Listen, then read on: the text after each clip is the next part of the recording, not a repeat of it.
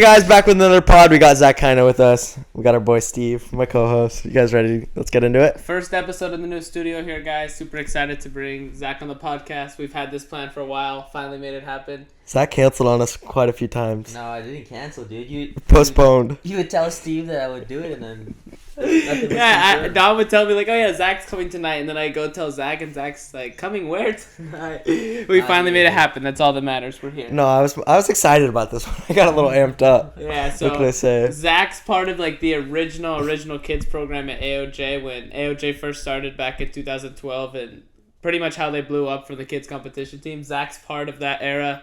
From the gym, he's one of the only competitors left from that era. So we're here to get some stories about those days and just, growing up in AOJ that whole time. You came from Hawaii, right? Yeah, so I moved out here to California to train at AOJ from Hawaii when I was 10. And at the time it was 2012, so it was the year that AOJ had opened. I think they opened in July that year. And we already knew, me and my family knew who the Mendes brothers were when we were living in Hawaii and I was training. But as soon as we heard they were opening an academy in Costa Mesa, we made the move and we got out here in December of 2012. And you guys came quick. Yeah, we were here ever since then, December 2012. And we've been... No, you can't do that! In the corner of my eyes, I see Dom grinning. Why is he grinning? What is the... I see Dom... Guys, come on. Zach just blows it like this. I didn't grin. I didn't grin. Alright. Cut. Action. So... That was a debacle. So you said you moved here when you were 10. That must have been a pretty big decision. Was that something that you kind of told your parents you wanted to do and they were on board for, or did they suggest it to you? Yeah. It's a huge move, especially coming from Hawaii to the U.S. Yeah, I started jiu-jitsu when I was 6 in Hawaii, and we would always travel back and forth to come to competitions when I was a kid. We would travel to Vegas, we'd travel to California for Pan Kids, and so we always knew that there was a higher level, you could say, of jiu-jitsu in the mainland, and that was always an idea that eventually we'd want to move there because we knew pretty early, or I knew at least pretty early, that I wanted to pursue jiu-jitsu and make something of it. So we would travel a bunch back and forth, and we would drop into academies, and we saw the level that there was here, and we were big fans of the Mendes brothers, and I would always watch them on YouTube. I would watch their videos. And this was before they had an academy. And once we heard they opened an academy, we knew Costa Mesa, California was the place to be. So we packed up and made the move. But yeah, I mean, it definitely, I think one of the things that helps out a lot starting jiu-jitsu as a young kid is having supportive parents. And, we get to coach kids every day at the academy, and we see how much support these parents give to their kids and how much they dedicate towards finding the best possible path for those kids, and I can kind of relate to those kids. I had the same support, and you guys, we all kind of did, and luckily my parents understood like my goals and dreams when I was a kid, and they're willing to do whatever they could to put me in the best spot, and Costa Mesa here, Art of Jiu-Jitsu was the best spot that I could be.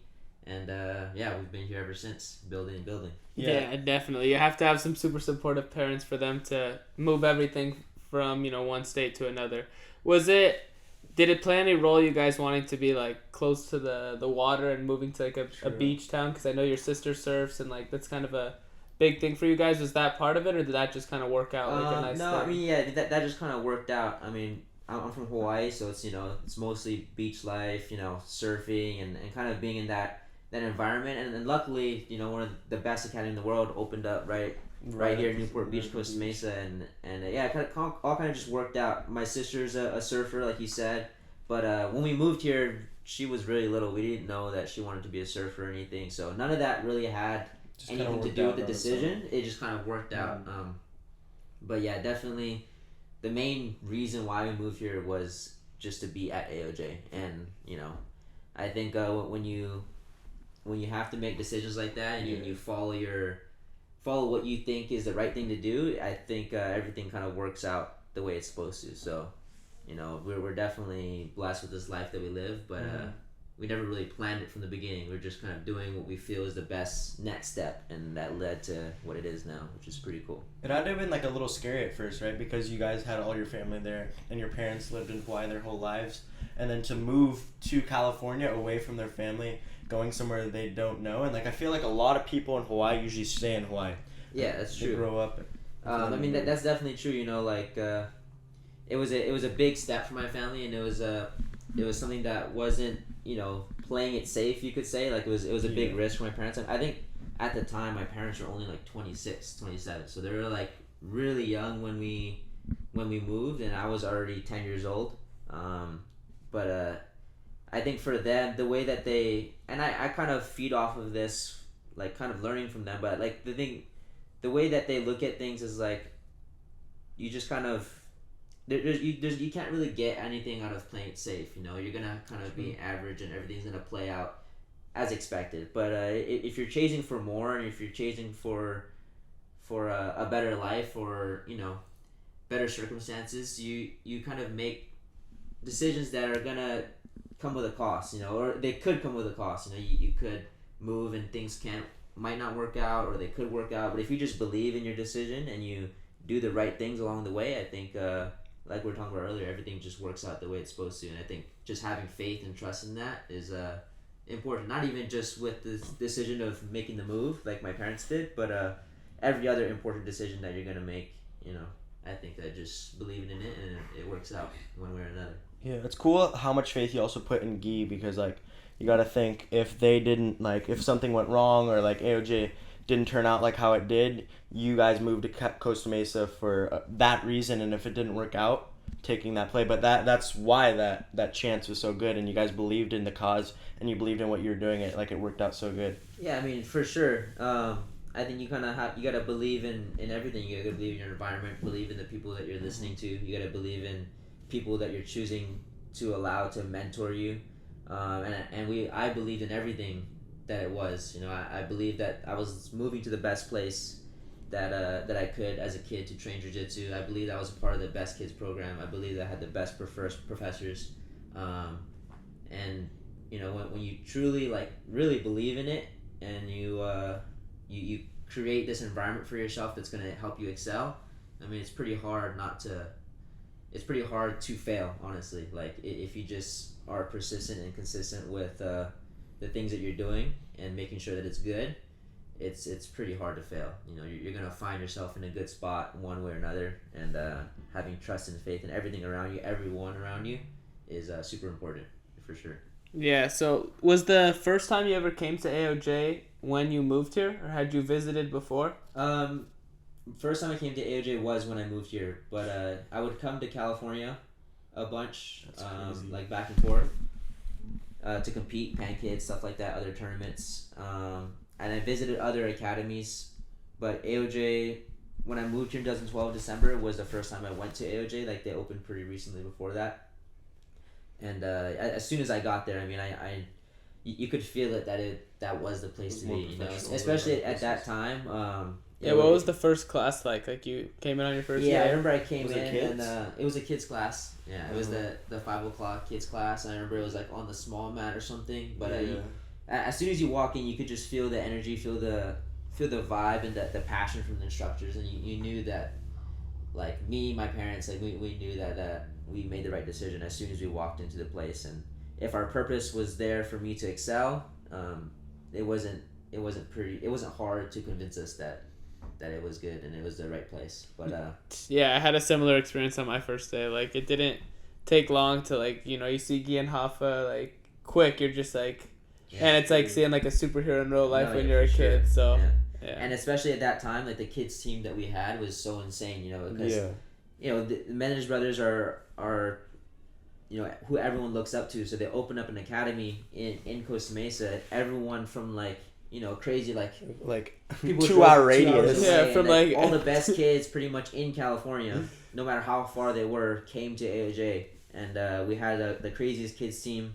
And I feel like that time was so beneficial for all of us, because we all got to experience that. And there's not many kids that got to experience that, but us that did, it played a big part in our growth in jiu-jitsu because we got to learn so much and be a part of such a competitive team. And I'm sure you could find that competitiveness and that level of instruction, other places. But the way that we had it and the amount of people that we had and having Hafa Angie, there's a time where Hafa Angie were teaching us in the kids class, and it was just couldn't come close to it. It was definitely a place for a kid that was looking to excel to be, and all of those kids were in the same spot, and we all helped each other grow, helped each other improve, and it played a big part in growing up in the in the academy, along with you guys and everything. Yeah, no, for sure. I think it's one thing to have like a competitive training room, but then it's another thing to have like inspiration, and that's one thing that definitely like was cool for me. When I came to AOJ, I was like a gray belt. I was 8, and I remember like you were orange belt, and then like a couple of the other like kids from the competition team, and like just getting to be around you guys, like it felt super cool. Like It was like I looked up to you guys, and like we all looked up to Guy and Hoffa, and then now you look at it and we have it's even better. Like we have the 3 to 5 look up to 5 to 7, and then like it goes all the way up. Like we have juveniles and young like colored belt competitors, and like everyone has someone one step above them to look up to, and it was like super cool for me, and I think it helped a lot. The AOJ Kids program took off like no other program. Like they right when they opened, within months they already had like an insane team, and everyone was like high level. I think the main reason for that is the Mendes brothers had such a huge influence on the jiu-jitsu community, and especially kids that wanted to pretty much be like them. They open up that's like a little kid who wants to whatever sport they play, like basketball, whatever, they see their favorite basketball player open up an academy or a school over there, they're gonna go. Everyone's gonna go there, and that's kind of who the Mendes brothers were. They were those guys that everyone was watching, and everyone was in love with their jiu-jitsu style. So I think it just kind of drawed all the talent there, and now it's growing to something even bigger, something that you can't even imagine. My journey was a little bit different from you guys because both of you guys trained before, and you guys both went right into the 8 to 7 or 8 to 13, right? Yeah. I started in 5 to 7, so I had to like work my way through 5 to 7, and then I got put on the 8 to 13, I think normal, and then there was an 8 to 13 comp, which you got put into right away, right? Yeah.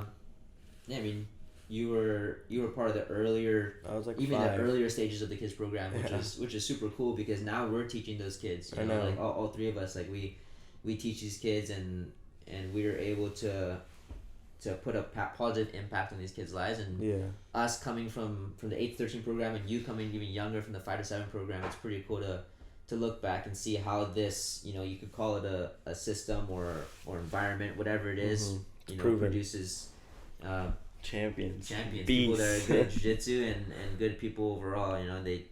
They're able to. I think the main thing that AOJ does for us is they give us the opportunity to like shine light on other people and bring a positive impact to other people's lives. Not only competitors and helping them win competitions, but I get to teach the basics class. I have people that have never done jiu-jitsu before. They're full grown adults, and I get to introduce jiu-jitsu to them in some way. It's gonna make a positive impact on their life, whether it's losing weight, whether it's their favorite part of the day to come and hang out, get exercise, or whether it's just learning something new and it gives them that that sense of happiness and that thrill. Or even if it's just a little kid, you do the 3 to 5 year old programs, you get like little babies coming in, and you're able to teach them something that might change their life forever. Help them defend themselves in school. Help them defend themselves. With confidence. Give them an experience that they're not going to forget. I think that's our main mission, and that's the main thing that AOJ does is they give people an experience that makes them want to come back. And I think that's why we have such a huge academy and a huge group of people in one single place. Is we're all there for the same reason, to improve, and we as coaches and professors get the opportunity to be the people that provide that to the community. And I think that's pretty cool, and AOJ being that place in our community is something awesome to be a part of. Yeah, no, for sure. Like, we know that the impact that it played on us, so now, like, getting to coach, it's like the only way you can repay that is doing it for the next generation. So like, what goes around comes around, so, like... Paying it forward. It came around for us, and, we're doing the same thing. Where it's just a whole cycle. And there's other kids that are going to grow up and pretty much be able to do the same things that we're doing, the cycle just never ends, and the more we keep growing, like now we have AOJ 2 coming, and I feel like the more that happens in different communities and the more we spread, and It's gonna expand so much. I think it's pretty awesome where you start and then how it just all comes back around, and it's just growing and better every year. One of the things AOJ does so well, like you've explained it well, is like not just like giving the kids like the competition aspect or like allowing them to learn jiu-jitsu, but like setting up their life. You know, it gives the kids like a certain discipline and a certain confidence. So whether they do want to do jiu-jitsu or they want to go to another sport, they're gonna succeed, or just in business in general and just in life, they'll have the opportunity to succeed in whatever they want. And I think it's cool how AOJ does that. And you see other academies focus just on jiu-jitsu or just on other things, like you see just like an MMA fight club. But then you have AOJ that's like setting kids up for life. Yeah, I mean, definitely. I think the main thing that people or kids especially can take from it is the values that you learn, through jiu-jitsu and through being a part of not even just jiu-jitsu itself, but the environment that we create at AOJ. And like, I think when you grow up there, you learn these values that you're going to carry on, like you said, to whatever you want to be. It doesn't have to be jiu-jitsu, but what I hope and what my, idea and my mission is that whatever I teach these kids and whatever message or whatever way that I impact them, I hope that whatever they choose to do, it carries over, and I think that's one way for us to leave, you could say legacy behind, because, there's going to be a huge group of people that we taught, that we inspired, and it changed their lives, and, they can look back and say, whatever it is, like, Coach Dom was my coach when I was 3 years old. Yeah. He inspired me, and whatever it is that these people will grow up to have to say, it's gonna live on forever. And I think that's one of the main ways you can have a legacy live on forever, is by impacting people, and I think winning titles is cool, and winning titles is one way of impacting people, but there's many different ways of doing that, through teaching, through connecting with people, and giving them something that they find Mm-hmm. who they are, they find light in themselves, through, and jiu-jitsu is one way to do that, and we're able to do that with people.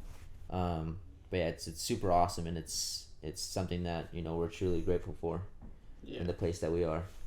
One thing I was wondering about is, like, so we talked about you're part of the original kids competition team, and the team was like pretty big. There was a lot of kids that, like, you look back then and you would think that they would like keep competing. They're winning a lot as the kids, and they're pretty successful. And I look at the team now, and like, you're pretty much the only one from that group of orange belts that, like, you and maybe like Jessa are the only ones that still compete at AOJ. Was that, like, as you were going through the ranks, was that something that, like, I don't know, you ever thought about and like discouraged you, seeing like a lot of your teammates that you grew up with leave, or something you didn't really think about? Or I mean, I definitely noticed it, and I definitely expected it also, that you're part of a group, a very competitive group, and eventually it's gonna thin out, and not all of them stop jiu-jitsu. Some of them are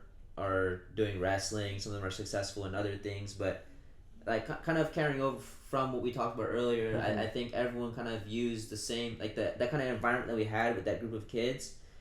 The things that we learned in that period of time was impactful for whatever we chose to do after. And it was just turned out to be that my decision was to be at AOJ and kind of believe in that system and be a part of growing up in the environment. That was what I chose to do. But I think what we had back then was just as beneficial in a way to the other people that maybe aren't here right now, but where they carried over those values that they learned in those times that we've had towards other things, whether it's wrestling or jiu-jitsu, maybe just at another academy. But I'm definitely grateful for the spot that I'm in, and I'm definitely happy with the decision that I made. I homeschooled throughout high school to be at AOJ more, teach at AOJ more, and I was very confident in the vision and in the plan, and I think that's what stuck me to just not want to go anywhere else. I mean, I literally couldn't imagine myself anywhere else, and I found so much at AOJ that there was a lot to build off of as well. Like, I don't know, it was just a decision that I believed in, every step of the way worked out the way it's supposed to. Same thing with you guys. You guys kind of went through the same path. I'm sure you guys understand, right? Like, you guys started at AOJ, and you, like you said, there's people that you look up to. There's like the higher belts, like whether it's like the orange belts, green belts, juveniles, and you can kind of see a vision and a plan and a path, and it's pretty easy to believe in it, because it's clear that it works.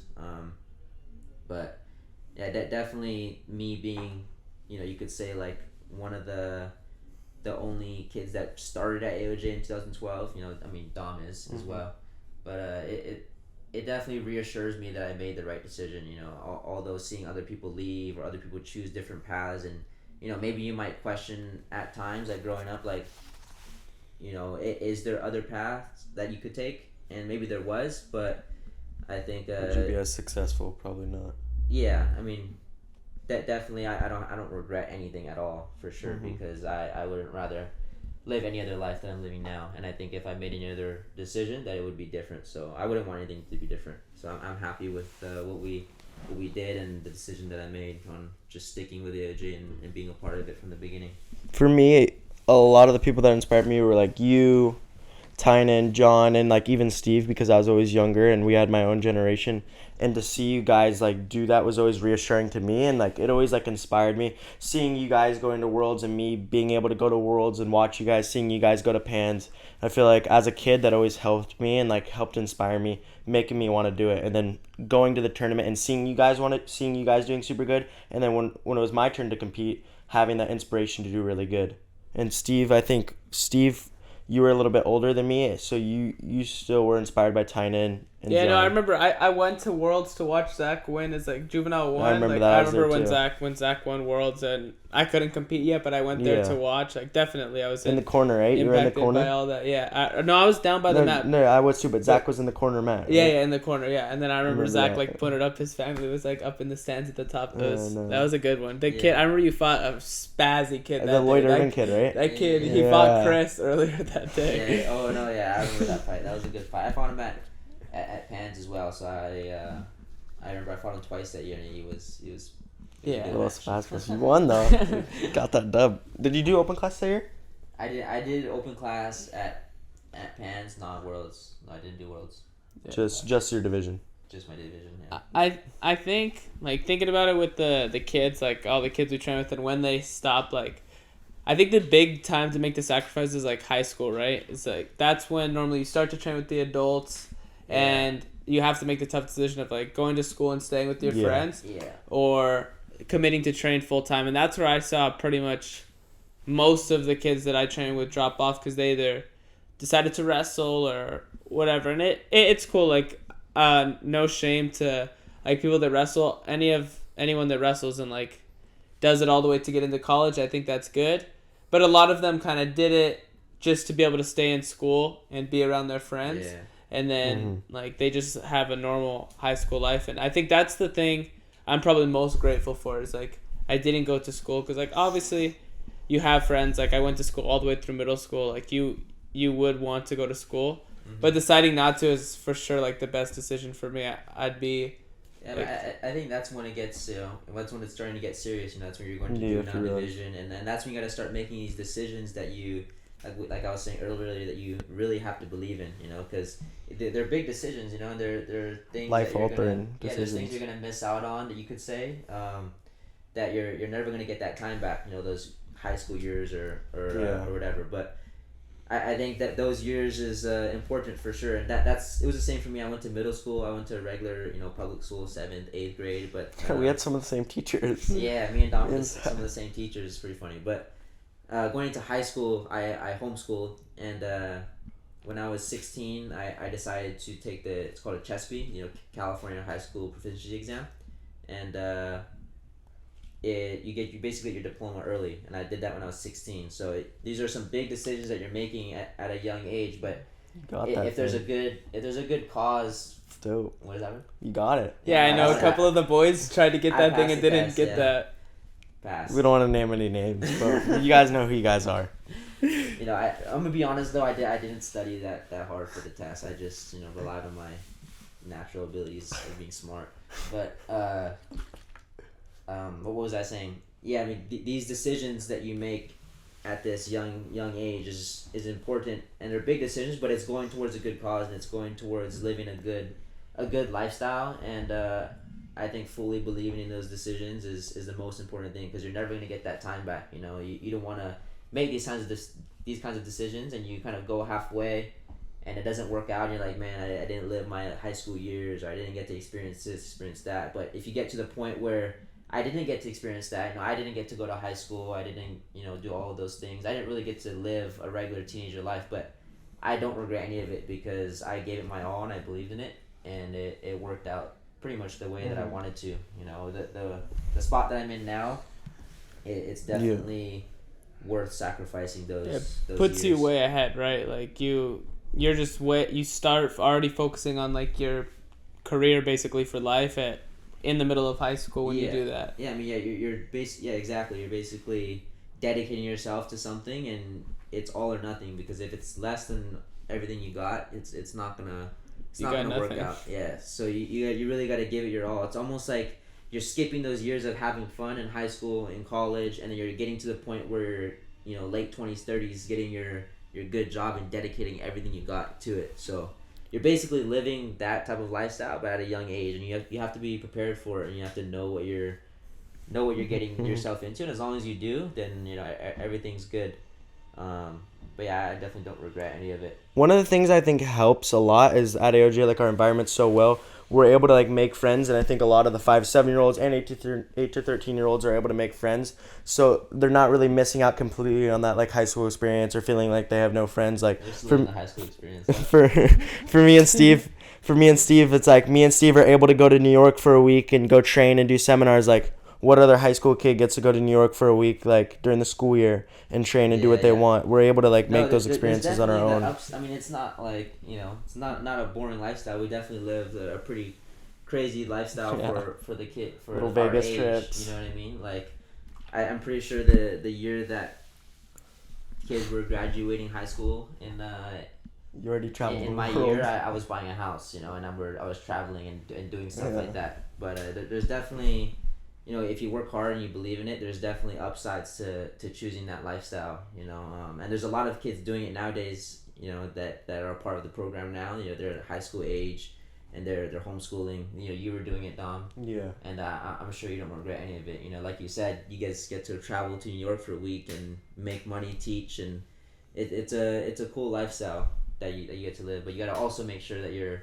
putting in the good work, because in the long run, if you're only reaping way more risky. If you're only reaping the benefits, living the cool lifestyle, but you're not putting in the actual work, then it's gonna backfire badly. Eventually it's gonna catch up to you, and you're gonna find yourself in a spot where things aren't gonna be the way that you want it. Yeah, and we see that too, right? Like there's like a ton of like juveniles or whatever that we see like homeschool and do jiu-jitsu, but then not be fully committed, and then they end up kind of like not knowing what to do. That's the worst thing that you can do, because if you're gonna make these decisions but you're not gonna dedicate to it, and you're not gonna fully commit yourself to the things that are hard, maybe the things that you don't want to do all the time, then it can be dangerous, because you're wasting a lot of time. And I think there's nothing that I despise more than wasting time. Like, I feel like that is the worst thing you can do, because time you can never get back. Like these years of being young and be able to work hard,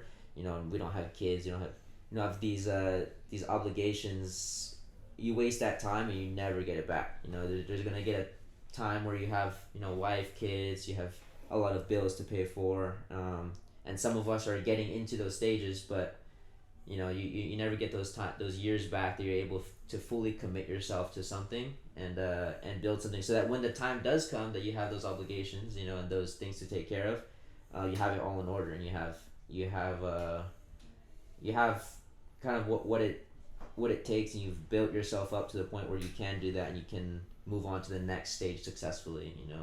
But the worst thing to do is waste time. So people that make that decision to homeschool, whatever, and do those things to dedicate themselves to jiu-jitsu, they got to really make sure that they're giving it everything they got, because if it's anything less, it's going to come around to them, and they're going to be in a position where they regret it. And you don't want to regret anything. You want to be in a place that you want to be at all the time. Yeah, we saw that with you because you were in the color belts and you had a lot of highs, and then there were certain situations where you faced adversity. But now to see you get to black belt and at the rookie year get third place at Pans in one of the hardest divisions in the black belt and go up against one of the top persons that's won the world title many times, just as a rookie. And I think your work has paid off, and it's cool to see how much effort you've put into it, and it's a really good example for a lot of the kids and me at AOJ and Steve. Yeah, for sure. Putting in the work over the time, and getting to the black belt and performing well in the black belt is definitely everyone's goal. And I think all the work and all the adversity that I faced in the color belts helped me prepare for the black belt and be here. And I of course, my goal is to be at the top of the division and at the top of just people around my size, and beat a lot of big names and beat a lot of people. But I think the main thing that I'm grateful for, and like you said, facing adversities in the color belts, is that I got to experience those things, and I got to have tough divisions in the color belts, because it kind of, once you get to black belt, it's you're fighting. That's it. You're fighting people that are world champions. You're fighting people that have been in the sport for years, and people that might be more experienced than you. So in the color belts, if you're not building yourself up to be ready for that, and you get there, it's pretty easy to break, and it's pretty easy to lose faith in the goal. But I haven't reached the goal of becoming black belt world champion, beating all of these guys yet. But I think it definitely hasn't been shaken. It definitely hasn't been put down, because I've faced so much adversity in the color belts that I know that with the team that I have and with the environment that I have, with the life that I live, I know that eventually I'll get to where I want to be. And Worlds passes here, Pans passes here. I got third at Pans. I had some good matches, but it didn't work out how I would like it to this year. But I know that, like I said, with consistent work, we'll get there. And next year is another shot. So we're gonna go for it. Yeah, it's cool. What do you think about that, Steve? I mean, not even next year, but like the next coming tournaments. There's a lot of tough tournaments with tough names, but as in the major tournaments, Europeans, Pans, Worlds. I'm super excited for that season, because I want to bring a new version of me, and a version that's gonna win. You guys better watch out. Better watch out for that Kaina. One thing that I've noticed you make I would say a big change in as you came into black belt is your diet, and it's something that Dom and I have talked about our diets before on the podcast, and we love this stuff. And I think we have a similar diet, all three of us actually. Yeah. But I wanted to ask you about what role that plays now in your black belt career, and just tell us a little bit about your diet. What do you eat mostly? You've been vegan for 3 years now, right? Yeah, I've been vegan and only eat seeds. No, I'm just kidding. I eat mainly what I have always ate, pretty much my whole life, which is meat, rice, and I've added other things that are healthy and are good for my performance. I eat a lot of fruit. I eat a lot of honey. Dairy. I eat a lot of dairy, raw dairy. But I think it's hard to argue with people that use other diets, because at the end of the day, it works for them. I could have my opinions, and other people could have their opinions, whether they're vegan, they like to eat grass or whatever it is. But what's funny? They like to eat grass. What do they count? No, but no hate on the vegan community. No, we don't hate on the vegan community. Yeah. But anyway, no, we don't have our opinions, but at the end of the day, whatever people choose to eat, especially as athletes, and it's working for them, that's props to them. And for me, what works for me is eating red meat, I eat a lot of ground beef, eating rice, potatoes. That's where I get my carbs. I also get my carbs through fruit, honey, fats through dairy, butter, stuff like that. But it's pretty clean, as long as you're eating clean overall, and you're able to make weight eating what you're eating, and you feel good eating what you're eating. I think that's good, and that works for you, and that's what works for me. And you guys said that's what works for you guys, so there must be something that works about it. But what about me, eating vegetables is not it. That's what I was about to ask. Is what about I'm sure that's what most people would ask, is the vegetables, and for me I don't even notice it. So when I eat vegetables and I'm cutting weight, just don't get. I don't know, it just makes me feel more hungry. It just I never feel any benefit from the vegetables. I just don't eat vegetables. The thing for I never ate vegetables, is the nutrients aren't bioavailable, so you won't like you don't absorb as much nutrients. Like let's say Like the thing is for me, like I never liked vegetables, and I've always just wanted to eat meat and rice. But people nothing always wrong with told that. me that vegetables were healthy, but now that They're we're not. we're finding these other studies like you're saying, like I can't personally get too deep into the science. I'm not educated enough to talk about it. But what I know is there's definitely more benefits in eating meat than eating vegetables. Yeah. And it worked out for me, so that's why I preferred this type of diet. But it definitely, I've heard people that say they feel a major difference, and I personally agree. You know, I think you'll Yeah. feel a lot better eating a plate of steak and rice over Kale. some salad. I just feel so much Yeah, more no. like Yeah. full.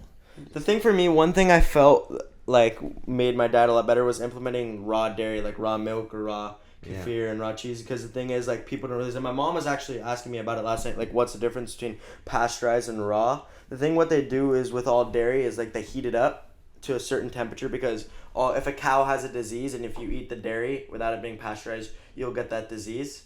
So they have to pasteurize It's so it. but funny when I it- drink raw milk and people would tell me that it's dangerous. Yeah, no, but it's not dangerous because what they have to do is they test the cows before they use the dairy to see if they had the diseases. Obviously, it's not scalable. It's going to be a lot more money and it's not super accessible. So they do have to have some sort of pasteurized milk and dairy, but getting that raw dairy with all the nutrients without it being pasteurized, because the pasteurized essentially kills the dairy Yeah. and you lose all that nutrients and all that stuff that makes that dairy super healthy. I Yeah. think it's helped me a lot and it's made me my performance improve a lot. Another thing that plays a big part in it, I feel like it in people choosing what they're eating is cutting weight. And you know, when you think about cutting weight, most people they go to the I'm gonna eat a salad then, you know, but it doesn't need to be like that, you know. And if you're eating it and you're hating the taste of it and you feel shitty after you eat it, then it's probably There's not no something need. good that you should eat, Yeah. you know. Sure. But I don't know think how you people can could still do that. you can still cut weight. You can still make weight eating the things that I eat, that we eat. It It's just things has that to, you like in it just has to general. be in a less, you know, you just have to have you be eating less calories than you're burning. That's plain and simple, you know. So maybe you're cutting weight. Maybe you cut out the rice and eat only the steak and the eggs, or maybe you're cutting weight and you know you choose a leaner ground beef. Like there's a lot of things that you can do to still eat that way and still cut weight. I mean, I make weight, you know, almost at least once a month, and I cut, you know, anywhere from 8 to 10 pounds. It's crazy. And I don't eat a single salad. And I think that you just have to understand what you have to do to cut weight and know that you don't have to eat these shitty foods to do that and feel shitty. That's the last thing you want to do is feel bad, you know, while we're training the amount that we train, you know, especially the intensity that we train. You show up to comp training 7 a.m. in the morning and, you know, you got a belly full of salad, you're probably going to feel like low energy, you know. But if you're full of good nutrients and you're full of good food, you'll probably perform a little bit better. And I think performance is one of the main concerns for us, you know. One of the biggest complaint I find for people with that lifestyle is like a lot of people can complain that it's expensive, but I feel like there's so many things you can do to make it non-expensive, like buying it in bulk. You don't always have to buy the highest quality meat. Yeah. You don't have to go buy that like the expensive rice or whatever. Well, I mean, whatever you it's want to super do. nice. People, cut of like I was steak. thinking Yeah. about this the other day. Like people would say It's it's just expensive, excuses. but like It's not. it's your health, you know, it's your performance. Yeah, true, It's which is how you also true. feel and what you're eating. So like you, like Should be regular one. milk, regular pasteurized milk is like what, like I don't know, like $8 a gallon, something like that. And it doesn't really have. And then nutrients. the other milk is like $12 something, $15 Yeah. something like that. But like, you know, you pay that extra few bucks and you're To getting feel so much more of a better. quality product and you feel Yeah. better. You're putting good things in your body and you're not, you know. And then there's a lot of things that are in our food that we're not aware of, and it's actually making our body Chemicals. worse, you know. And I think spending the few extra dollars to eat good and feel good and perform good is worth it. That's you one know? of the biggest scams of the day. Like almost every single food either has a seed oil, some sort of preservative, and processed sugar. Everything. Yeah. Everything. Or a There's- dye. or a dye. Yeah, I think no, that's the biggest one. Like the red dyes, like for kids especially. Like So I bad see for all kids. the kids that, you know, we teach the classes The and then they gummy have like their worms. little sports drinks on the side and like it's all red 40 and like their tongues are red and like it's definitely a big problem. And there's definitely a lot of this stuff in our food, especially in the West, like America, that are making people sick and unhealthy. Yeah, I just recently went to Kazakhstan and I was eating food over there and it was totally different. Like I was eating bread, I was eating like all these things that I would feel sluggish after I eat here. Yeah. And when I was eating it there, I was like actually losing weight still, and because I was training still, and I was eating these foods, and I was like eating a lot.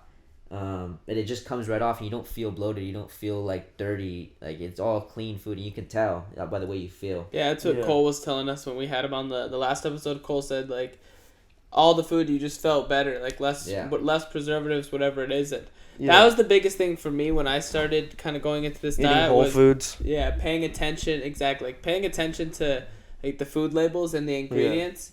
And almost everything has, just like you said, like seed oil, something that's really bad. That's the thing though, is like a lot of these brands are like portrayed as healthy, but they're not. They're not healthy because people are unaware of what's in it. People like a Nature Valley bar or something. Yeah, people don't take the time to look at what they're eating and understand what they're eating. And you even need to understand a lot. You just need to know that, eating seed oils is not good for you. Yeah. You look in it for every label, and you start thinning out things that you choose to eat.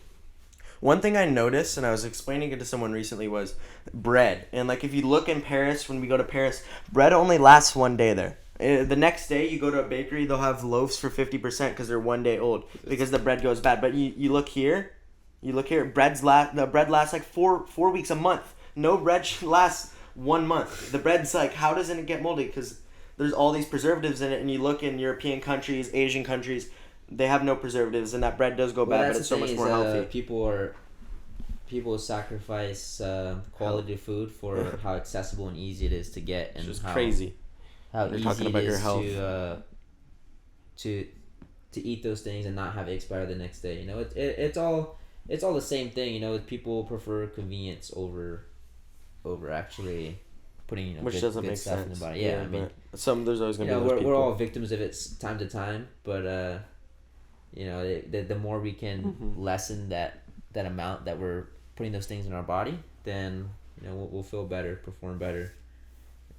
Yeah, people just have to see that, like that's most of these foods are, and everything like around us is all set up for that. Like it's meant to be super accessible and super efficient. Like, but then it makes them more money because you have, I don't know. Well, everything's meant to be. Everything revolves around money. Everything's meant to be accessible, and I feel like everything that's too accessible is not good for you because something scammy. When things are too accessible, like whatever it is, not even just food, but like, the internet or like social media or TikTok, it's very accessible and it's very addicting, just like food. Like going down to McDonald's or Pizza Hut's easy, accessible, and cheap. It satisfies you for the moment, and there's a lot of things like that aren't good for you. But the next day you feel and then in the long run you feel like shit, right? There's a lot of things that I don't know how people can do that are like that, not just food, but definitely food is the biggest thing that's killing people. Even though Dom said right now that he doesn't know how people do McDonald's, but people don't know that Dom's a avid lover of McDonald's. I catch him with the cup at least once a week. I've had McDonald's one time in my life when I was like a kid. Okay, I refuse to go McDonald's. Steve, goes to McDonald's. I refuse to go McDonald's. I'm not gonna lie. I'm not even gonna lie here. Like, I'm not lying, dude. I'm going to McDonald's is not bad. The only place I'll go is In-N-Out. It's a temptation that we gotta just not give into. That's it. In-N-Out's Ronald McDonald's the devil. But I'm not gonna lie. Coke, large fries, and a quarter pounder with cheese. It's terrible. I don't even want to smell that stuff. Good. I don't even want to smell it. All right, I'm not gonna lie. It doesn't taste bad. Like it tastes good. For sure. It tastes pretty solid. Yeah, it tastes solid. But we also just gotta think a little deeper. Past that it tastes good. It might taste good, but I don't want cancer. I'd rather make my own burger at home. I could beat. Your burgers suck though. Dude, I don't know about your burger. I'm just kidding. It doesn't have that. It doesn't have that uniform cute quarter pounder. How was my steak I just made you before the pod? It was alright. I'm just kidding. It was good. It was good. It was solid. It was a good steak. Nice little medium rare. Got some white rice and carrots. Yeah. Not bad. One thing we've started including, guys, is for all the guests that come on the pod, we've been making them a little meal before. They got a nice meal of their choice. Yeah. So we got Cole last week. We got Pablo before. We got Zach today. I heard I got the most expensive steak. Yeah, no, I got Zach a nice prime New York. we made him some white rice and I made him some brown sugar glazed carrots. So Yeah, it was fire. he's like, Cole got a Wagyu picanha with a nice little like peppercorn pan sauce. And what a Pablo got the short end of the stick. Let's just say that. Let's keep it there. You got Pablo didn't get any red meat. Pablo got a box of watermelon. Let's just say that. All right, solid episode today. Thank you, Zach, for coming. This is our first episode in the new studio. Let us know if you guys have any suggestions to fix in the studio. We'll see you guys in the next one. We got to make a tour for them soon. We got to give them a little video tour. Definitely. We'll be dropping a tour of the new studio soon. It's really nice in here, so I want to show you guys. I just wanted to say also before we finish, thank you, Steve and Dom, for having me on. Thank you, Dom, for making that steak. Shout out to Max behind the camera. Jamie. For bringing us in here. Thank you guys. It was fun. Yeah. Hopefully we can do another episode. We're kind of short on time this time. We gotta shoot it back. But we'll run it back. Definitely get another one in the future. Go. Thank you. We'll do part 2. Thank you guys.